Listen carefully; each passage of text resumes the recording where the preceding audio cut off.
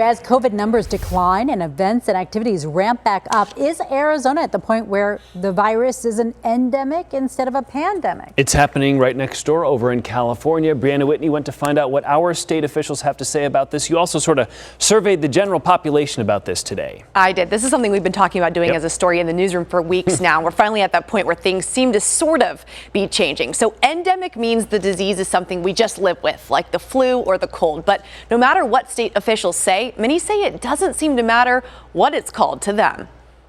A big change for our neighboring state. We are taking a more sensible and I would argue sustainable health care approach based on the lessons learned. California's Governor Gavin Newsom announcing they're the first state to adopt an endemic approach, loosening COVID protocols with return to more normal life.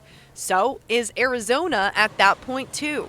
We're not quite yet at the point to call this endemic in Arizona. However, I do expect that we'll get there over the next several weeks to months. The state health department says part of why we're not there yet is due to elevated transmission of the Omicron variant in Arizona, and officials want to look more at disease patterns first.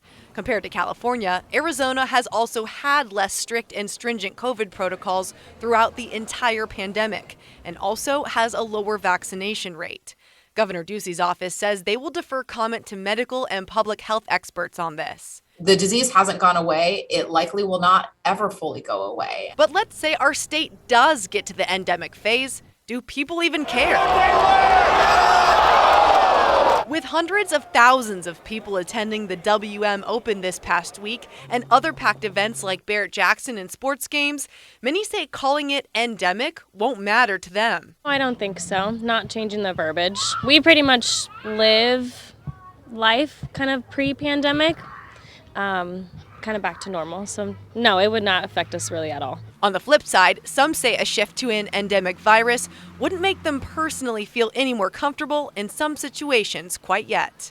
No, I think I will still remain cautious even though I'm fully vaccinated, because there's a lot of people that aren't. And I still am refraining from going indoors to activities.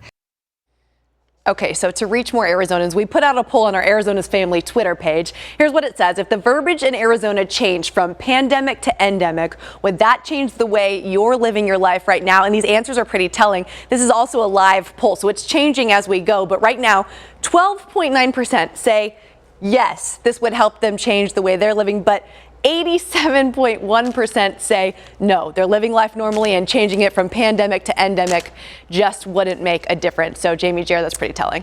Yeah, I mean, I think we are moving more toward normalcy. Whether we'll get totally back to the way things were 2 years ago, who's to say? But it is interesting. People are talking about it, that's I'm for sure. hoping I bought my last batch of face masks. Oh, that's what I'm hoping. Perhaps. Wouldn't that be nice?